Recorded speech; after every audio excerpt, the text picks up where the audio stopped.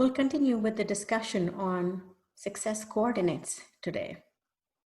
I know kind of briefly talked about the different facets that make up the success coordinates in another video. So today, building on that basic foundational block, we'll take a deeper look at power directions. So what are power directions, you may ask? These are your best directions when it comes to doing your work, basically. Anything that's important, anything that matters. So this is the direction you face when important stuff needs to get done. So whether it is something relating to work or your business, or it's an important task at hand that needs focus. Maybe you're just trying to do something creative.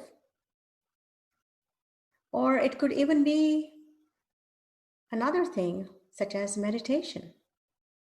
So basically anything and in everything that has some significance or importance, and you want to make sure that you're aligned with these energetics when you're getting stuff done.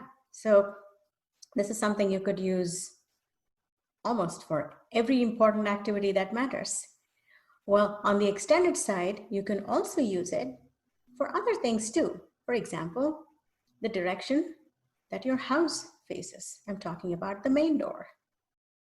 That is an important element that you can align with your power directions. And we'll address what if I'm in a house that's not facing my power direction. That's for another day. But today we're just looking at the basic applications or ways you can adapt the power directions in your life.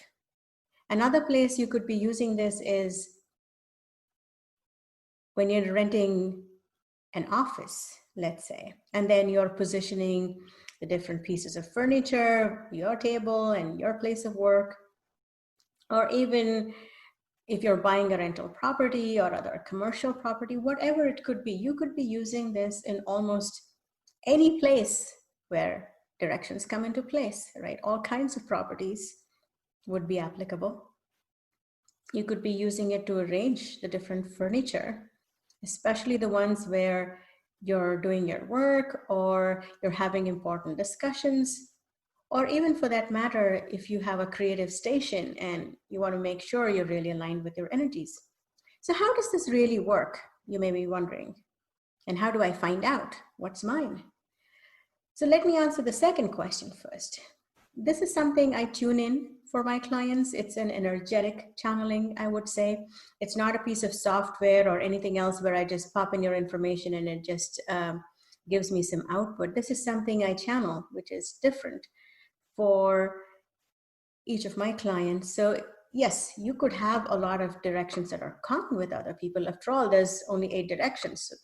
There are only so many combinations or options one has, right? But even with that, knowing what is it that really works for you, that makes sure that you are in alignment with the different aspects when you're doing the work that matters. It brings in a lot of focus and the ability to get stuff done as well. So that's another subtle but very strong benefit of aligning with your directions.